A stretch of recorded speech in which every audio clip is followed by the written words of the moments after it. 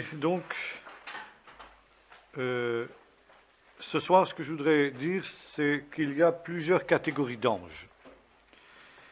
Il y a des noms différents qui leur sont donnés.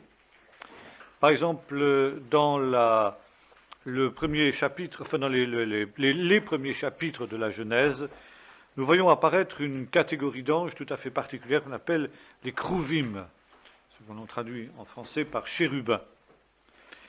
Ces anges, nous les retrouvons dans différents textes bibliques.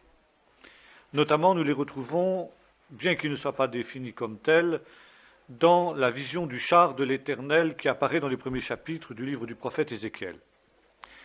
Et là, ils apparaissent sous la forme d'animaux quadrupèdes, avec différentes faces, des ailes, et ils apparaissent là comme des animaux de trait, c'est-à-dire des animaux qui tirent le char de l'Éternel.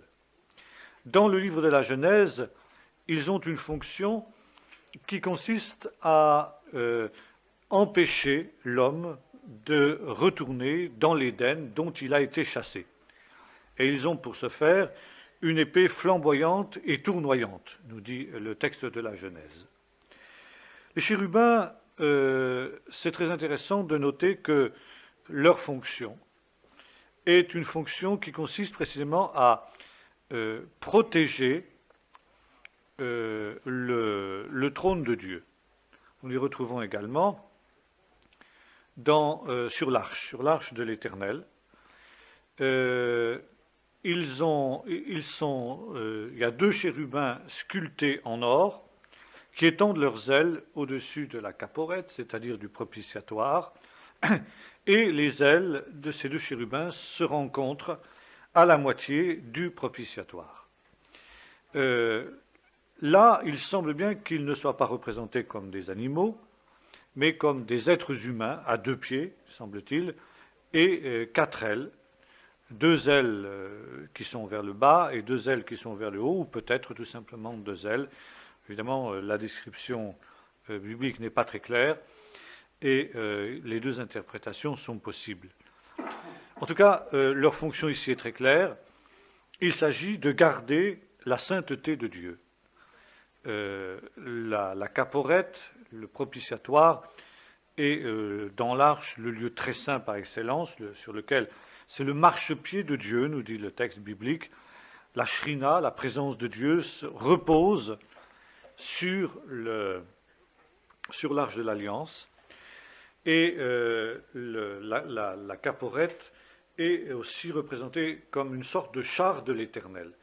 Et finalement, ce que voit Ézéchiel dans sa vision n'est autre chose que la réalité céleste de la représentation terrestre qui est celle de l'arche. L'arche, en quelque sorte, est le véhicule sur lequel Dieu se déplace, si j'ose dire, marchant devant les armées d'Israël, le conduisant dans le désert. Et donc les chérubins sont là, non plus ici comme des animaux de trait, mais comme des êtres qui empêchent le pécheur de s'approcher justement de la sainteté de Dieu, exactement. Comme les chérubins qui étaient à l'entrée de l'Éden empêchaient les êtres humains, n'est-ce pas, de s'approcher de la sainteté de Dieu, parce que précisément maintenant ils étaient devenus des pécheurs. Et l'on sait ce que sera le sort tragique d'Ouza, quand il appuiera sa main sur l'arche d'alliance, justement, il tombera foudroyé. Les chérubins sont aussi mentionnés comme étant tissés sur le voile, la parochette, on appelle en hébreu, qui sépare le lieu saint du lieu très saint, d'une part dans le tabernacle, puis ensuite dans le temple. Là, l'image est la même. Bon, comment était-il représenté? Ça, c'est très difficile de dire. On n'a pas de représentation véritable. Mais enfin, il y avait des chérubins tissés sur le voile, c'est tout ce qu'on peut savoir. Et la fonction de ces chérubins était la même. C'est-à-dire qu'ils empêchaient l'homme de franchir le voile. Le voile qui séparait le lieu saint du lieu très saint, seul le grand prêtre pouvait entrer une fois par an dans le lieu très saint, Et entrer au-delà du voile, c'était entrer dans le domaine, la sphère de la sainteté de Dieu. Et les chérubins aussi étaient là pour protéger la sainteté de Dieu, pour que l'homme n'entre pas dans la sainteté de Dieu. Il est aussi fait mention des chérubins, nous aurons l'occasion de le voir lorsque nous étudierons Satan, dans le chapitre 28 du livre du prophète Ézéchiel. Là, le prophète s'adresse au roi de Tyr, mais manifestement, comme nous aurons l'occasion d'y revenir, il s'agit plus ici d'un roi humain, plus qu'un roi humain, plus exactement.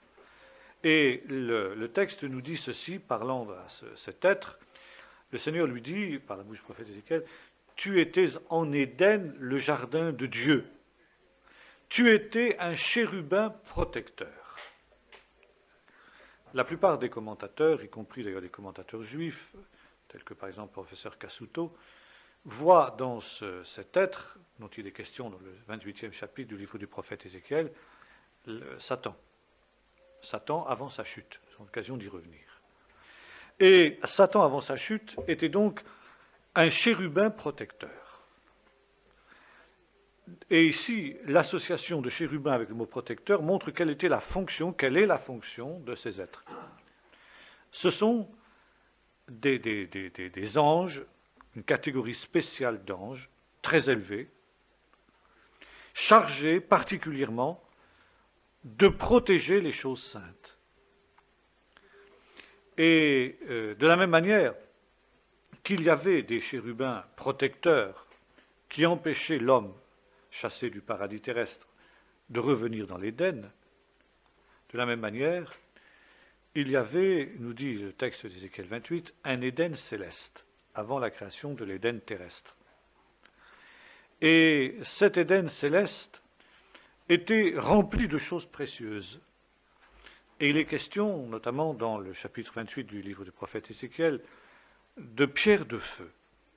Pierres de feu qui étaient sur des arbres. Là aussi on retrouve un petit peu le pendant de ce qui est dans les premiers chapitres de la Genèse, des arbres, l'arbre de vie et l'arbre de la mort, si l'on peut dire.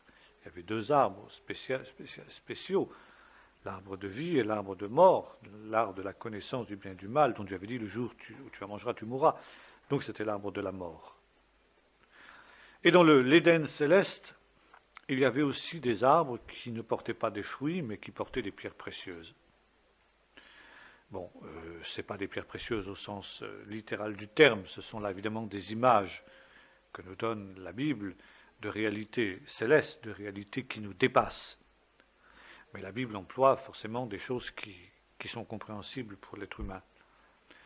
Et le chérubin protecteur, première des créations de Dieu, nous est-il dit dans ce livre du chapitre 28 d'Ézéchiel, donc le plus élevé, la plus élevée des créatures célestes, avait pour fonction de garder ces pierres précieuses, ces trésors, autrement dit, de la sainteté de Dieu. Et puis, nous avons l'occasion de le voir, tu t'es corrompu par ta propre beauté. Alors, de la même manière que l'homme a été chassé du jardin d'Éden, de la même manière, le chérubin protecteur a été chassé de l'Éden céleste.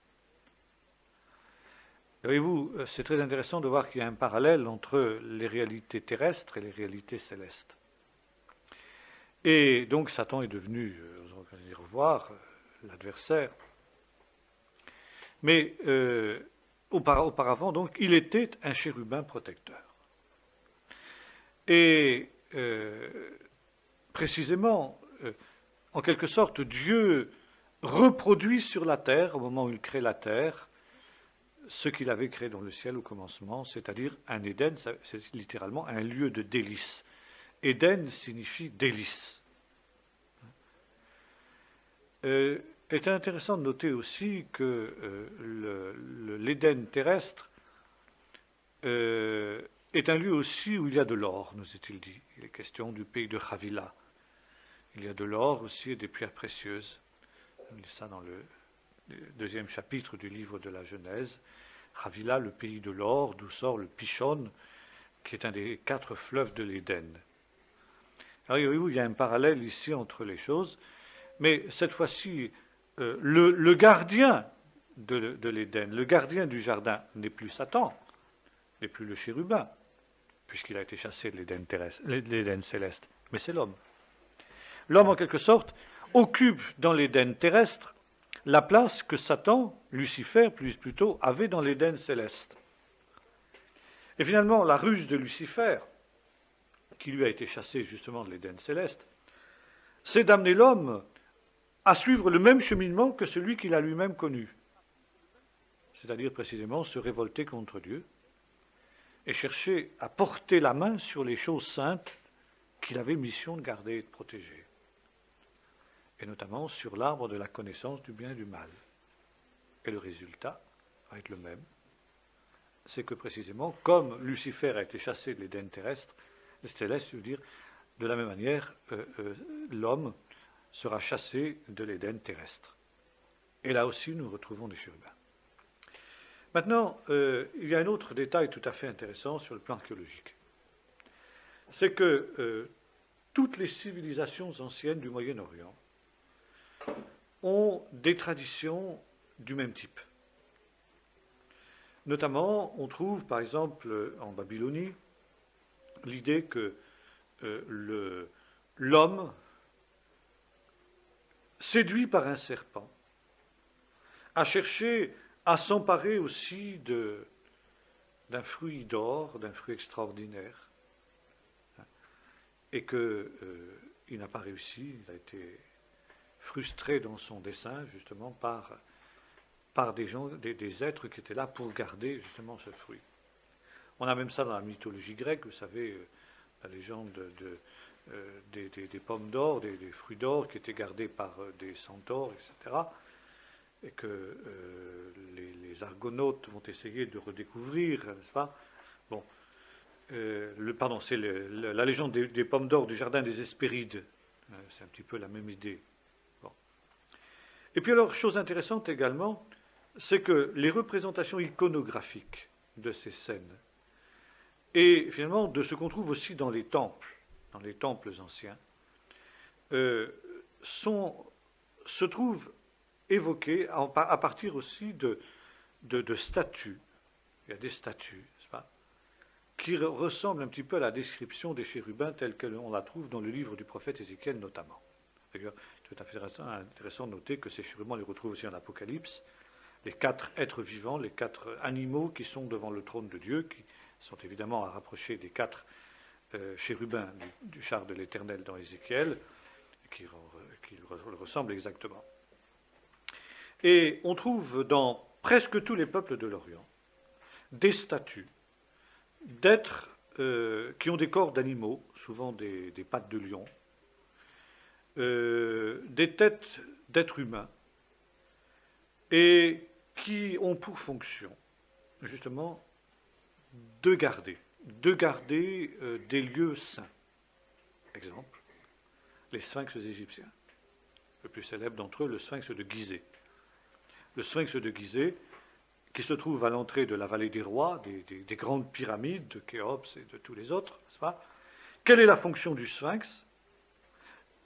Empêcher que l'on vienne troubler le repos, justement le repos éternel, des rois qui sont enterrés dans les pyramides.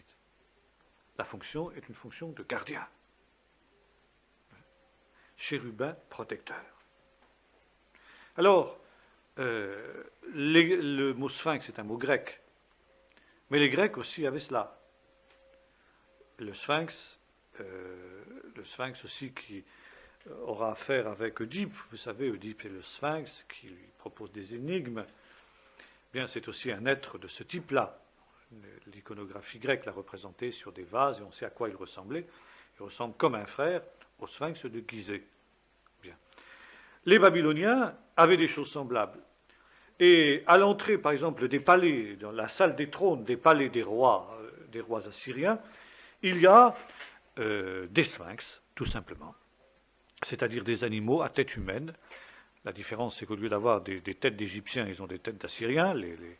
Les sphinx égyptiens ont plutôt des têtes de femmes, tandis que les sphinx assyriens ont des têtes d'hommes avec des barbes et des coiffures assyriennes, mais c'est exactement la même chose.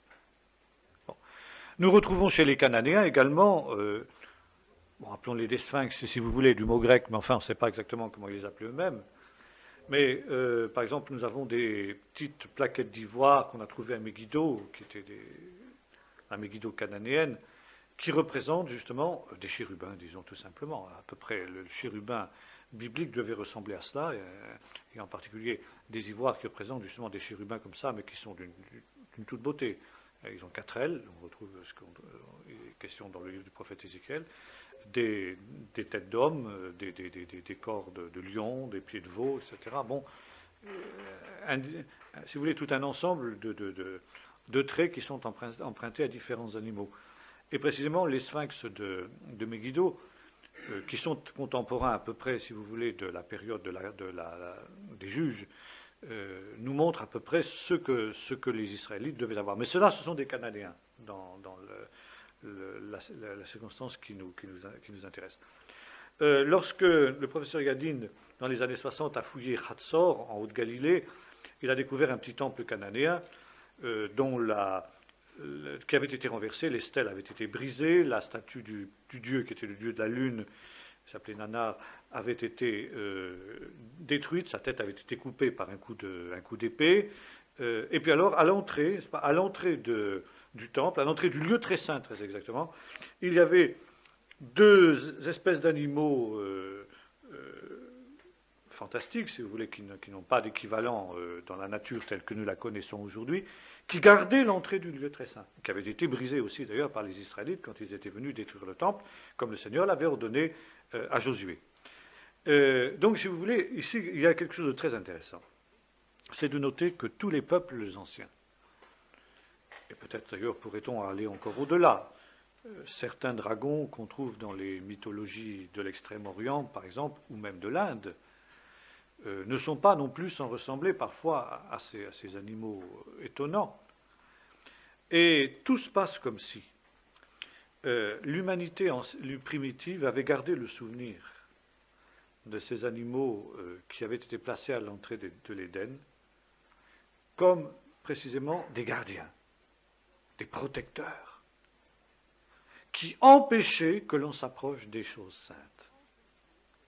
D'où la représentation qu'on en avait faite dans la statuaire de l'Orient ancien, à la fois pour protéger l'entrée des temples, et notamment des lieux saints, comme c'était le cas dans la Bible, pour protéger l'entrée des palais des rois, et pour éloigner donc les mauvais esprits et tout ce qui pouvait justement venir attenter à la prospérité du roi et de la cour par conséquent. Et donc là, si vous voulez, ce sont des animaux, enfin des êtres humains, des êtres angéliques plutôt, qui ont tellement marqué l'humanité au commencement que le souvenir s'en est conservé, avec des variantes certes, mais grosso modo, donc on retrouve ce que nous voyons notamment dans Ézéchiel et dans l'Apocalypse, des êtres qui ont des traits humains, mais qui ont en même temps des corps d'animaux. Voilà en gros, si vous voulez, comment on peut représenter les chérubins. Dans le 6e chapitre du livre du prophète Ésaïe, une autre catégorie d'anges apparaît. C'est ce que le texte d'Ésaïe appelle les tsroufim, ce qu'a donné en français séraphins. Bon, c'est une autre catégorie d'anges. Tsaraf, c'est littéralement une flamme, un brûlant, des êtres ardents, des êtres de feu. Et ces tsroufim, comme le dit le prophète Ézéchiel, sont autour de la personne divine, et on protège aussi l'accès, on protège aussi la sainteté, et précisément leur but, c'est de proclamer la sainteté de Dieu, ce qu'on appelle en grec le trisagion, le Dieu 3 fois saint, saint, saint, saint est l'Éternel des armées, toute la terre est remplie de sa gloire. Et les séraphins, donc, ont une fonction aussi purificatrice, puisque ce sont eux qui prennent un charbon ardent sur l'autel, et avec ce charbon ardent, ils viennent toucher les lèvres du prophète. Or, précisément, le nom des séraphins signifie ardent, des flammes, ce sont des flammes. Et nous avons un texte dans le livre des psaumes qui nous dit ceci, « Lui qui fait de ses anges des flammes de feu ». Ça doit être le psaume 148, si ma mémoire est bonne, peu importe, on trouvera ça dans une concordance. et il fait de ses serviteurs une flamme de feu. Bon, il y a donc des êtres angéliques qui sont brûlants de la sainteté de Dieu, de la sainteté divine, et qui sont là pour la mettre en valeur, pour la proclamer, ont besoin aussi pour la défendre. Le feu, c'est non seulement quelque chose de purificateur, mais c'est également quelque chose de redoutable. On ne peut pas s'en approcher. D'ailleurs, les chérubins eux-mêmes avaient une épée de feu, une épée flamboyante, pour empêcher que l'homme ne s'approche de l'arbre de la vie, justement, sur lequel il n'avait plus le droit de porter la main. Et ce faisant, donc, ici, le feu, c'est quelque chose de redoutable, de dangereux, et on ne peut pas s'approcher de Dieu n'importe comment.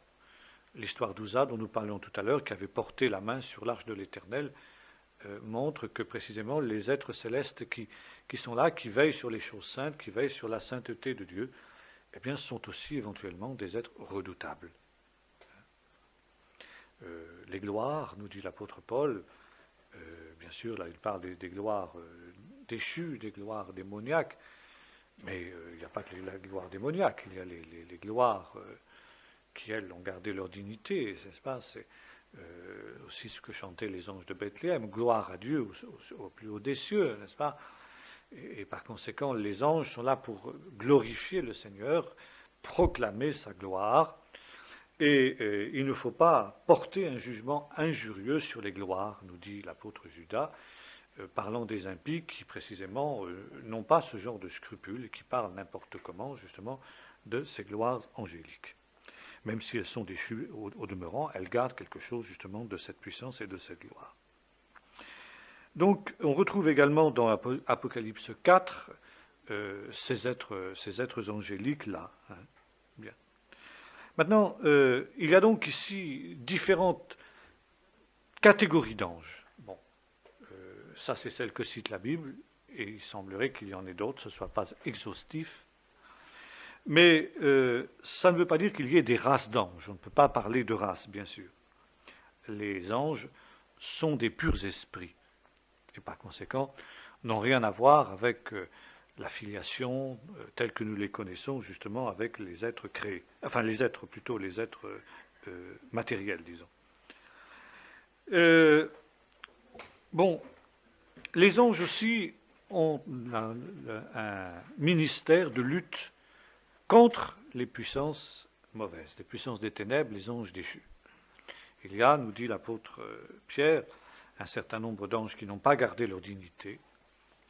Et aussi bien dans le livre de Daniel, chapitre 9, que dans le livre de l'Apocalypse, chapitre 13, nous voyons justement que les lieux célestes, ça veut dire beaucoup de choses, les lieux célestes. Par exemple, Satan est qualifié de roi de la puissance de l'air, l'atmosphère. Si vous voulez, un stade intermédiaire entre la terre et le ciel. Et le théâtre de combat. Il y eut guerre dans le ciel. Satan et ses anges combattirent contre Michaël, et Michaël et ses anges combattirent contre le dragon. Par conséquent, ici, il y a une lutte entre des puissances angéliques opposées, dont nous n'avons absolument aucune idée, à moins que le Seigneur ne soulève un coin du voile, comme il avait fait pour Daniel ou comme il avait fait pour Jean, mais dont souvent nous sommes l'objet. C'est ça justement le problème. Et le chapitre 9 du livre de Daniel nous montre que la prière des croyants apporte un soutien aux anges, aux bons anges, aux anges qui combattent pour la bonne cause. C'est à partir du moment où Daniel a eu à cœur de prier que l'ange Gabriel, qui n'arrivait pas à percer en quelque sorte au travers de l'opposition des princes des nations, les nations ennemies d'Israël, a eu la possibilité de venir pour accomplir la mission dont il était chargé, communiquer à Daniel les secrets de Dieu, les secrets que Dieu voulait lui révéler. Par conséquent, ici, ça nous donne aussi une idée de l'importance de la prière. quand nous prions, nous prenons part au combat spirituel angélique et nous apportons notre contribution non pas à la victoire elle est remportée par Jésus sur la croix, mais la victoire sur des choses ponctuelles, sur des missions ponctuelles que le Seigneur voudrait confier à ses anges et que les anges des ténèbres essayent d'empêcher. Et on pourrait dire à l'inverse, bien que ça n'apparaisse pas, mais enfin, ça paraît assez logique de penser que l'assouplissement spirituel, d'ailleurs, c'est ce que Jésus demandait à ses disciples, vous savez, la nuit de Gethsémanée, vous n'avez pas pu veiller avec moi. C'était l'heure de la puissance des ténèbres. Et les apôtres n'avaient pas pu veiller. Et vous vous souvenez qu'après la lutte de Jésus, un ange vient le réconforter. Bon, même chose après le combat dans le désert, quand le diable laisse Jésus après l'avoir tenté de toute manière, après les 40 jours et 40 nuits du désert, les anges viennent et le servent, nous est-il dit. Mais c'est après le combat. Et c'est comme conséquence du combat. Même chose à Gethsémanée, c'est lorsque Jésus a remporté seul le combat de la prière qu'un ange vient le réconforter. Et puis les anges, évidemment, sont ceux qui interviennent le matin de Pâques. Lorsque les femmes vont au tombeau, ce sont des anges qui leur apparaissent sous la forme de jeunes gens, d'ailleurs, qui leur annoncent la résurrection de Jésus. Et c'est un ange puissant, nous dit un texte, qui est venu rouler la pierre, qui s'assied dessus, n'est-ce pas, pour que, en quelque sorte, non pas que Jésus sorte, il n'a pas besoin de cela pour pouvoir sortir du tombeau, mais pour que précisément les femmes, puis les disciples, puissent se rendre compte que le tombeau est vide et que Jésus donc est ressuscité. Et donc ici, pendant tout le ministère de Jésus, les anges vont intervenir. D'ailleurs, Jésus le dit lui-même à Nathanaël, tu verras les anges de Dieu monter et descendre sur le Fils de l'homme. Des anges apparaissent aux disciples après l'ascension, alors que les disciples sont à regarder le ciel où Jésus donc est remonté.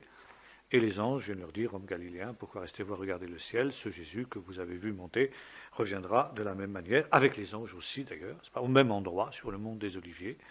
Il viendra, et tous ces anges avec lui, nous est-il dit dans un autre texte. Bon, les anges interviennent aussi, nous l'avons vu, pour délivrer les disciples dans certaines circonstances. Pierre est délivré par un ange alors qu'il doit être mis à mort.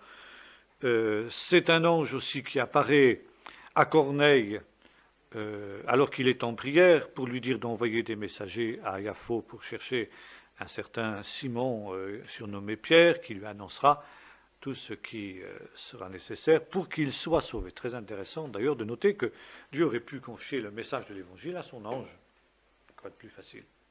L'ange aurait pu expliquer à Pierre les choses par lesquelles, à Corneille je veux dire, les choses par lesquelles il aurait pu être sauvé. Mais l'ange s'est contenté de dire à Corneille, envoie des messagers à Yafo, et c'est Pierre qui lui va te dire les choses par lesquelles tu seras sauvé. Alors voyez-vous, Dieu aurait pu confier le message du salut, le message de l'Évangile à des anges, et finalement Dieu le confie à des hommes. Bon. C'est un ange du Seigneur aussi qui vient apparaître à Philippe quand il est en Samarie pour lui demander d'aller sur le chemin qui va de Jérusalem à Gaza, qui est désert, dans le but d'y rencontrer le éthiopien et dans le but aussi de lui prêcher, de lui annoncer l'Évangile. Bon. Les interventions angéliques dans le livre des Actes sont extrêmement nombreuses et font écho à ce qui est écrit dans le psaume 91, il ordonnera à ses anges de te garder dans toutes tes voies. Psaume 34 aussi rappelle que l'ange de l'Éternel campe autour de la tente de ceux qui le craignent, les arrache au danger. On a vu ça la dernière fois. Combien sont les anges? Extrêmement nombreux. Le livre de Daniel, chapitre 7, verset 10, nous dit qu'ils étaient donc 10 000 myriades de milliers, ça, si on fait un calcul, ça fait à peu près 100 millions d'anges.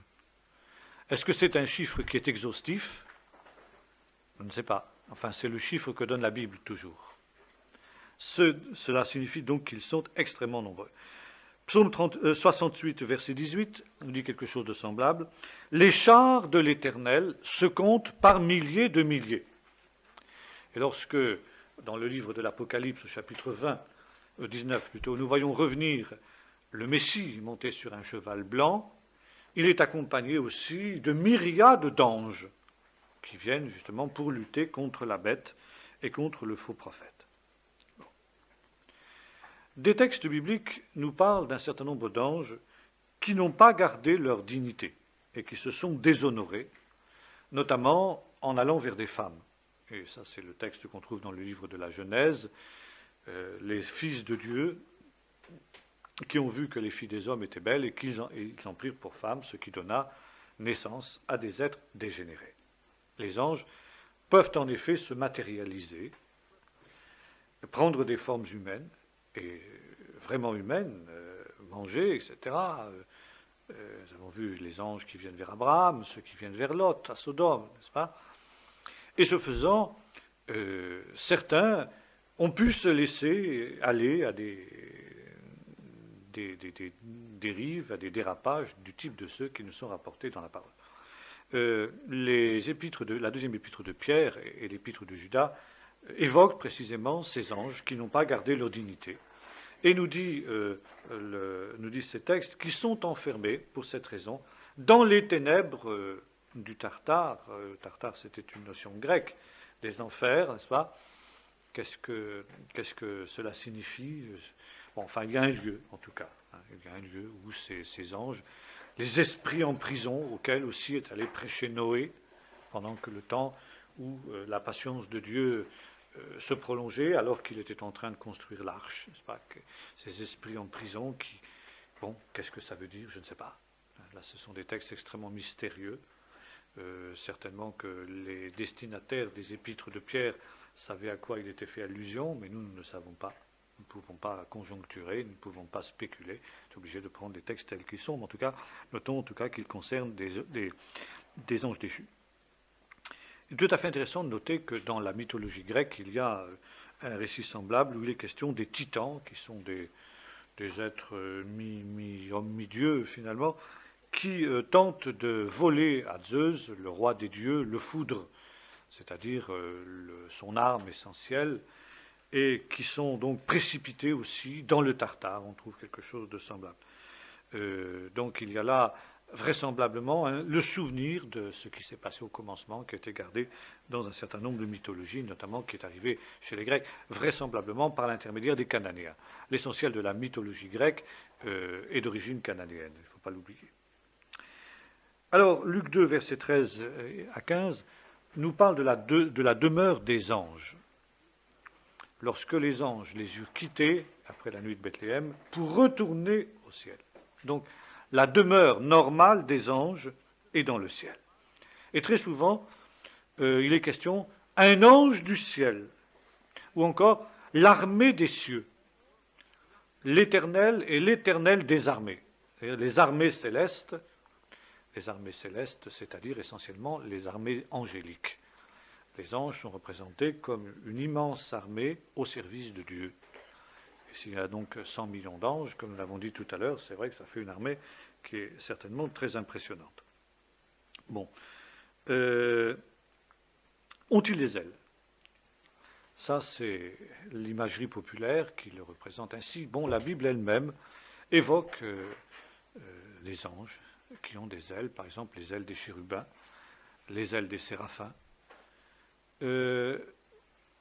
Ont-ils des ailes matérielles, ou bien quand ils se matérialisent-ils parfois avec des ailes? Bon, il est clair que parfois ils n'apparaissent pas avec des ailes. Les jeunes gens que les femmes ont vus le matin de Pâques au tombeau n'avaient pas d'ailes. Les 3 anges qu'Abraham a vus venir vers lui n'avaient pas d'ailes. Les anges qui sont allés à Sodome n'avaient pas d'ailes. Bon. Pourquoi la Bible évoque-t-elle des ailes?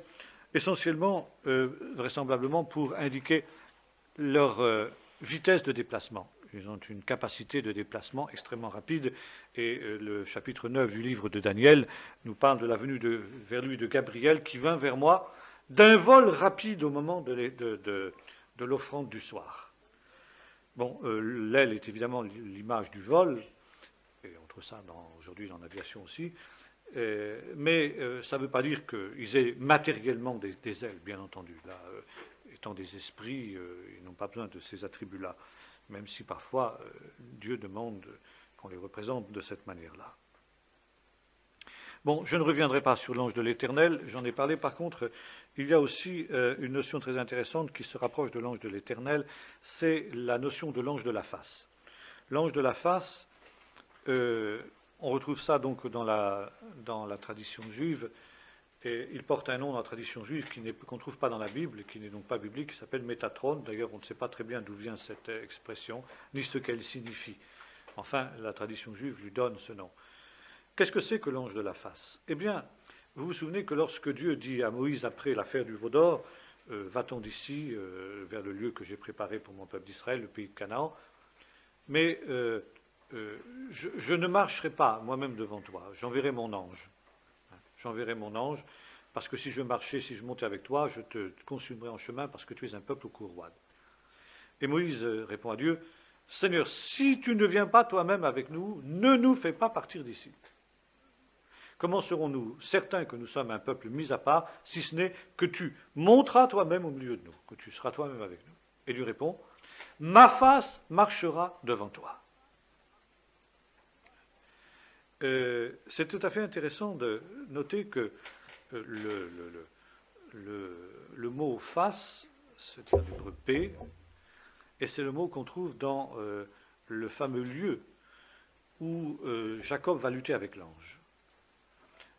Vous savez, cette fameuse lutte au Gué Jabok, au terme de laquelle Jacob déclare ceci, « J'ai vu Dieu face à face, et mon âme a été sauvée, c'est pourquoi Jacob donna à ce lieu le nom de Péniel. » Ça veut dire la face de Dieu. Parce qu'il a dit, j'ai vu Dieu face à face et mon âme a été sauvée. Et Dieu dit donc à Moïse, ma face marchera moi-même devant toi. Et quand il commente ce texte, le prophète Ésaïe, dans le chapitre 63, 64, je ne sais plus exactement, dit ceci, l'ange de la face les a sauvés, les a délivrés de toute leur détresse pendant qu'ils étaient dans le désert. L'ange de la face qui marchait devant eux. Alors, il semblerait qu'il y ait un ange particulier que l'on appelle l'ange de la face, qui est en quelque sorte une théophanie, ça veut dire une apparition de Dieu lui-même, et qui a une dignité tout à fait exceptionnelle dans la hiérarchie angélique, à la limite qui se confond presque avec Dieu lui-même. C'est difficile de faire la différence entre Dieu et sa face. C'est ce que les théologiens appellent une hypostase. C'est une personnification de Dieu. Les Juifs appellent ça une partsouf, une face. Et par exemple, lorsque Yosef Rabinovitch a essayé de judaïser la notion de Trinité, il a parlé de trois partsoufim. Dieu est un en trois partsoufim, ça veut dire il a trois faces. Le Père, le Fils et le Saint-Esprit. Les théologiens grecs, formés à la pensée grecque, appellent ça les hypostases. Il a trois hypostases, le Père, le Fils et le Saint-Esprit. Alors, la face de Dieu, l'ange de la face, Métatron, devient presque, si vous voulez, la personnification de Dieu, donc du Messie.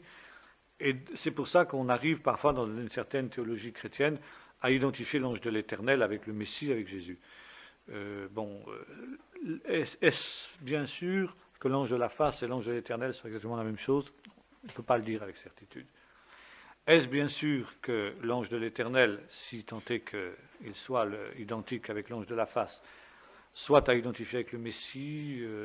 C'est aussi extrêmement difficile de le dire parce qu'on retombe dans l'hérésie des témoins de Jéhovah pour lesquels Jésus n'est qu'un ange, le plus grand des anges. Or, l'Épître aux Hébreux nous dit d'une manière très claire que Jésus est supérieur aux anges. Le Fils est supérieur aux anges, car auquel des anges a-t-il jamais été dit « Tu es mon Fils, je t'ai engendré aujourd'hui ». Bon, alors ça, c'est des notions desquelles il faut nous approcher avec beaucoup de prudence, n'est-ce pas? Et là, on ne peut pas conclure. Conclure, ce sont des mystères. Il dit aussi que tous les anges de Dieu l'adorent. Le Messie, donc, a été abaissé quelque peu en dessous des anges, puis ensuite il a été souverainement élevé, de telle sorte que, au nom de Jésus, tout genou fléchisse, ce qui est sur la terre, sous la terre, et aussi dans le ciel, que tous les anges de Dieu l'adorent. Les anges sont supérieurs aux hommes, on l'avait vu, en force, en sagesse, en gloire, et pourtant, 1 Corinthiens 6, verset 2, nous jugerons les anges, parce qu'un jour, les mauvais anges bien entendu, parce qu'un jour nous serons élevés à leur niveau. 1 Pierre 1, verset 12, les anges aussi sont spectateurs de ce qui se passe sur la terre. Et n'étant pas omniscients, ils cherchent à plonger leur regard dans les mystères de la parole de Dieu, et notamment dans les mystères de la prophétie. Ils cherchent à sonder, n'est-ce pas, la parole prophétique, nous dit l'apôtre Pierre. Lorsqu'il parle de son évangile qui lui a été révélé par l'Esprit, Paul dit aussi que dans cet évangile, les anges de Dieu cherchent à plonger le regard. Et les anges, donc, sont spectateurs des drames qui se produisent sur la terre. Et, si j'ose dire, ils applaudissent les beaux coups qui sont portés par les hommes de Dieu.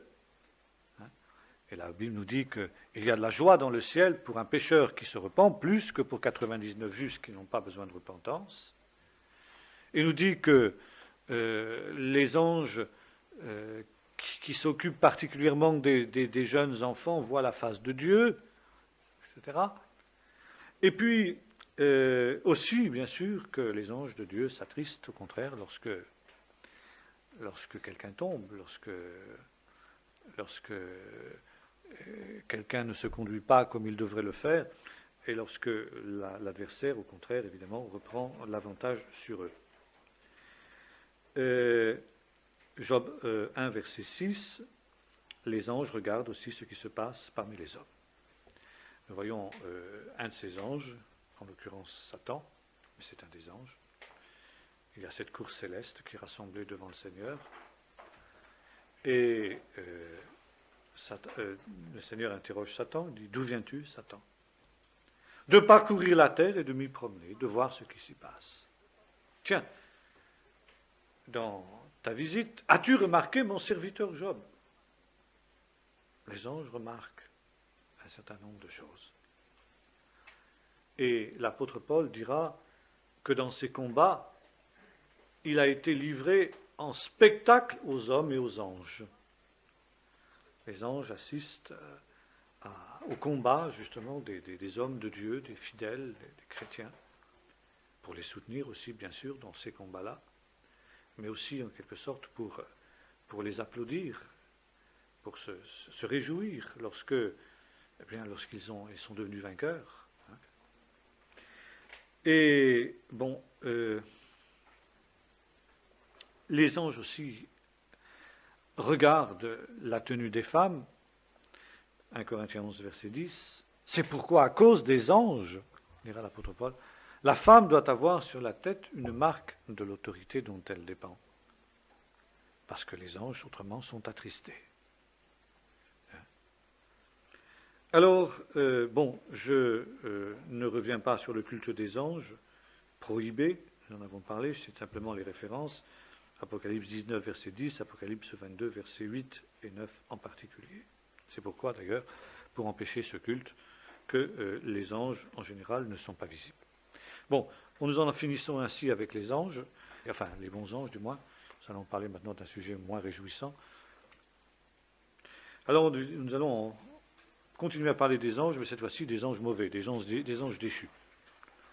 Et tout d'abord, le principal d'entre eux, le diable, Satan. Lorsque Butler, un jour, avait proposé à son église une série d'études bibliques sur le diable, une sœur était venue le voir à la fin de la réunion en disant, écoutez, moi je n'ai pas tellement envie que vous traitiez de ce sujet-là, moi le diable ne m'intéresse absolument pas.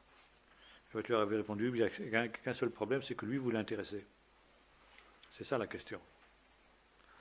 Et il est certainement extrêmement dangereux de trop s'intéresser au diable, mais il faut le faire quand même suffisamment, parce que lui s'intéresse à nous, et connaître ses desseins. Paul dira cela dans ses épîtres. Nous n'ignorons pas les desseins du diable, savoir qui il est, savoir quels sont ses moyens d'action, quels sont ses buts, et puis aussi comment il peut être vaincu, comment il peut être défait, comment nous pouvons lui résister, connaître ses tactiques, connaître sa stratégie, pour pouvoir mieux le déjouer. C'est le but. Première notion, il nous faut distinguer le diable des démons. Nous aurons l'occasion de revenir sur les démons. Parlons pour le moment du diable. Le diable, pour dire que si les anges sont des personnes réelles, et ça c'est absolument indiscutable, les anges sont cités des centaines de fois dans la parole de Dieu, donc ce n'est pas quelque chose qui est l'imaginaire des auteurs bibliques, ce sont des réalités. De la même manière, le diable est une personne réelle. Et le diable, vous savez, avec la queue fourchue, les cornes, etc., enfin toute l'imagerie moyenâgeuse, est devenu maintenant un être grotesque et ridicule. Et aujourd'hui, même des théologiens, de nombreux pasteurs, prêtres, et donc chrétiens de base, automatiquement, nient l'existence d'un diable, d'un Satan qui serait un être personnel. Pour beaucoup, c'est par exemple la position d'un Jacques Ellul, pour lequel j'ai beaucoup de respect, mais sur ce plan-là, je suis en désaccord avec lui. Pour Jacques Ellul et pour Karl Barth, parce que Jacques Ellul ne faisait en cela que reprendre ce qu'avait écrit Karl Barth, donc pour toute la génération des pasteurs barthiens à cette position-là, le diable est une personnification du mal, de l'esprit du mal, qui est en chaque homme, qui est dans le monde, etc. Mais ce n'est pas une personne réelle. Et là, nous voyons justement une des premières tactiques du diable, une de ses premières ruses, parce que l'arme essentielle du diable, c'est la ruse. C'est soit d'attirer tellement l'attention sur lui que finalement on le craint plus que Dieu, ce qui était le cas au Moyen-Âge, dans certains milieux du moins.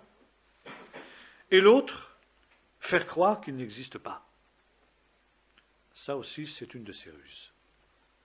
Parce que précisément, quand on nie l'existence du diable, eh bien, on ne lutte pas contre lui et on lui laisse le champ libre. Et c'est pourquoi, après avoir usé pendant le Moyen-Âge de la précédente arme, qui était justement d'occuper le terrain partout où il le pouvait, maintenant au contraire, il essaie justement de faire croire qu'il n'existe pas. Le diable, quel est son... Il a des différents noms dans la Bible. Le diable, il apparaît pour la première fois dans la Bible comme le serpent ancien, Nahash Akadmon. On le retrouve dans le livre de l'Apocalypse, le dragon, dracon en grec, ça veut dire le serpent, c'est exactement la même chose.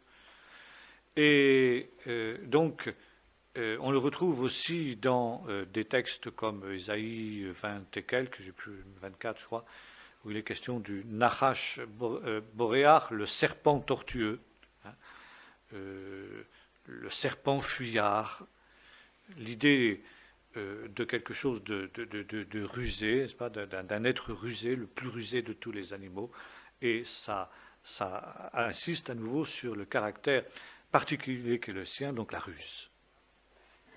Le diable agit essentiellement par la ruse, la séduction, la tromperie. Bien. Il est le serpent ancien. Le deuxième terme qui apparaît chronologiquement dans la Bible, c'est le terme Satan, ou plus exactement à Satan, avec l'article. Le Satan, littéralement. Qu'est-ce que c'est qu'un Satan en hébreu? Satan, c'est un nom commun, ce n'est pas un nom propre. Satan, ça veut dire un adversaire. Nous lisons, par exemple, que Dieu suscita à Salomon un Satan en la personne de Jéroboam. Un adversaire, tout simplement.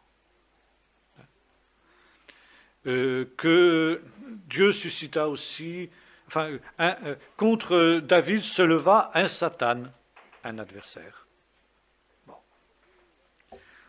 Et dans les livres les plus récents, tels que par exemple le livre de Daniel, déjà aussi dans le livre de Job, donc c'est beaucoup plus ancien, les derniers prophètes, nous trouvons l'expression « à Satan ». Non pas un Satan, mais le Satan, l'adversaire. Là, manifestement, il ne s'agit plus d'un nom commun, mais d'un nom propre. Il y a, parmi les nombreux adversaires, il y a un adversaire. L'adversaire avec un grand A. Tout ça dans le livre des psaumes aussi, sous une autre expression, mais qui revient exactement au même, le rachat. Rachat, ça veut dire littéralement le méchant. Et le livre des psaumes s'articule justement constamment autour de ce combat. Le livre des psaumes, c'est un combat, c'est le combat de la prière. C'est le combat entre le juste, qui s'identifie au Messie, on le retrouve dès les deux premiers psaumes. Pourquoi ce tumulte parmi les nations? Pourquoi ce complot parmi les peuples? Les rois de la terre se liguent ensemble contre le Seigneur et contre son Messie, le juste. Le Messie, c'est le juste. Alors il y a les justes. Il y a de nombreux justes dans les psaumes. Les justes qui sont comme ci, qui sont comme ça. Le Seigneur connaît la voie des justes, mais la voie des méchants mène à la ruine. Il y a les justes et les méchants. Ça vous trouvez déjà dès le premier psaume. Heureux l'homme qui ne marche pas selon le conseil des méchants. Et ça se termine par le Seigneur connaît la voie des justes et la voie des méchants conduit à la ruine. Mais en dehors des justes et des méchants, vous avez le juste par excellence avec un grand J, et vous avez le méchant par excellence avec un grand M. Et constamment, le méchant grince des dents contre le juste, parce qu'il voit que son jour arrive. Mais Dieu n'abandonne pas le juste. Et c'est le psaume 22. Mon Dieu, pourquoi m'as-tu abandonné? Le juste persécuté. Et là, Jésus cite ce texte sur la croix.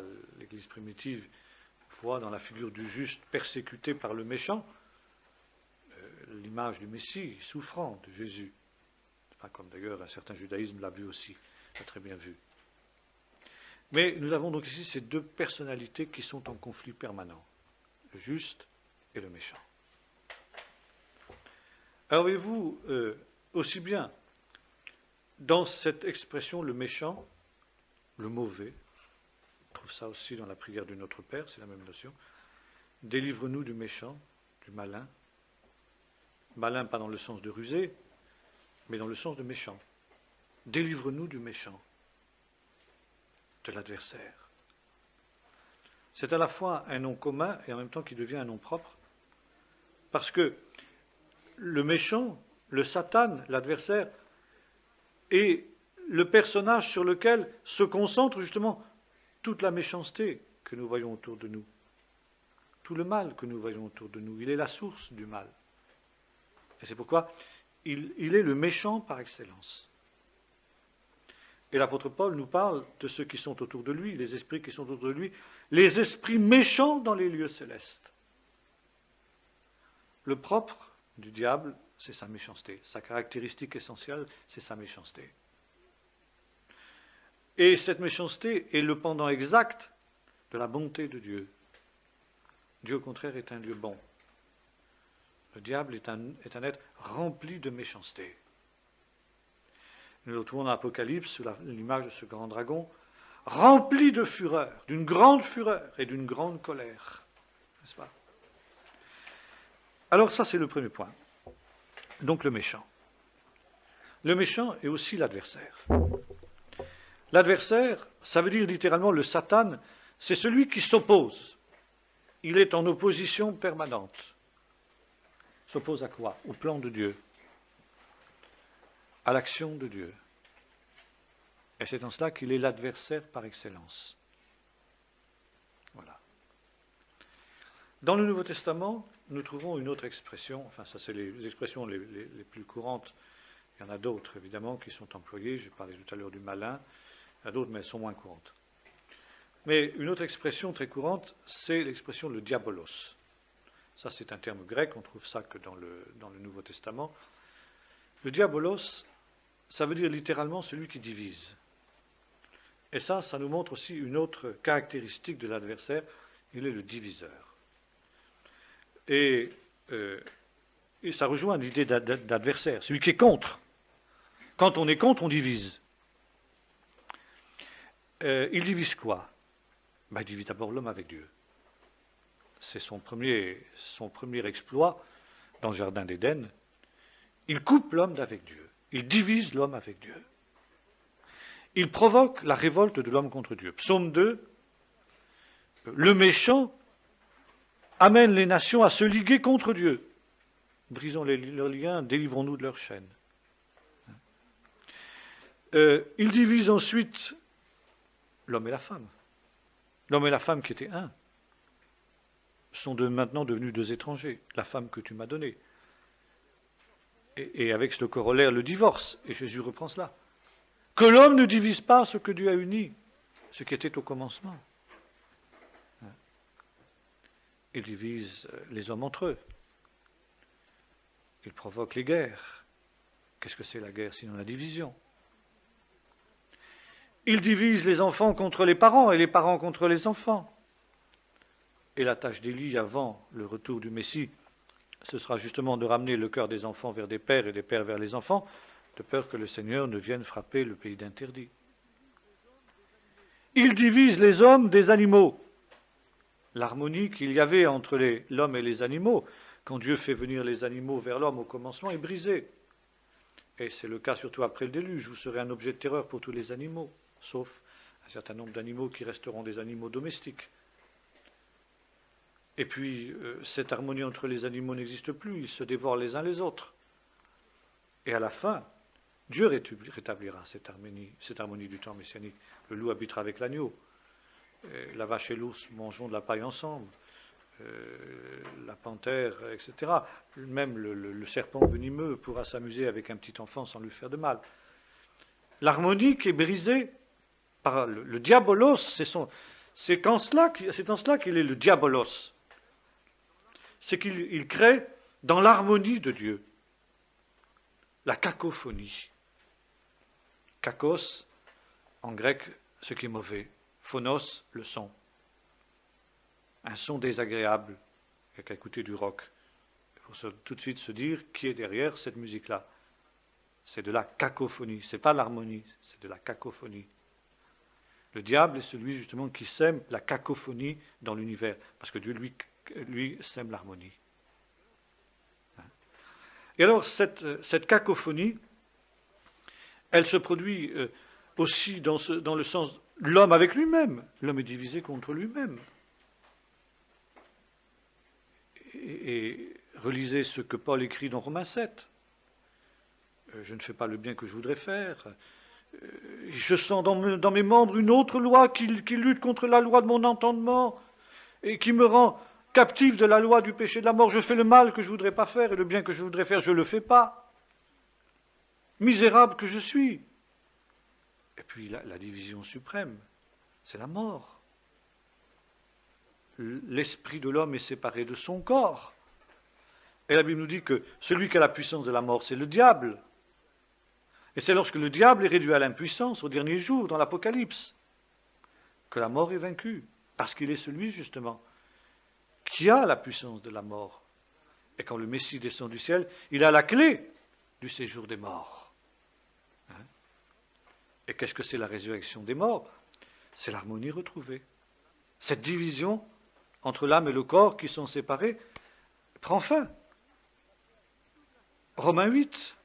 Toute la création soupire après la révélation des fils de Dieu, parce qu'elle a été soumise à la vanité, non par elle-même, mais à cause de celui qui l'y a soumise, l'ange de l'abîme, l'ange qui était dans l'Éden et qui a été précipité sur la terre, et qui fait en sorte que toute la création est bouleversée, il y a une disharmonie.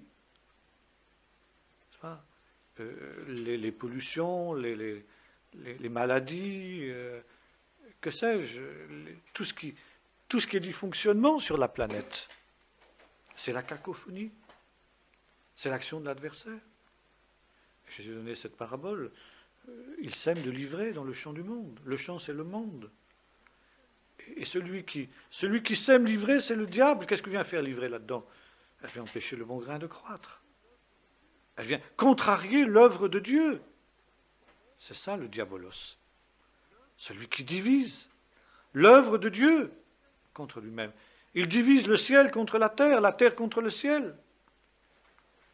De sorte que la volonté de Dieu ne peut pas s'accomplir sur la terre comme elle s'accomplit dans le ciel. Un jour ce sera quand le royaume de Dieu sera là.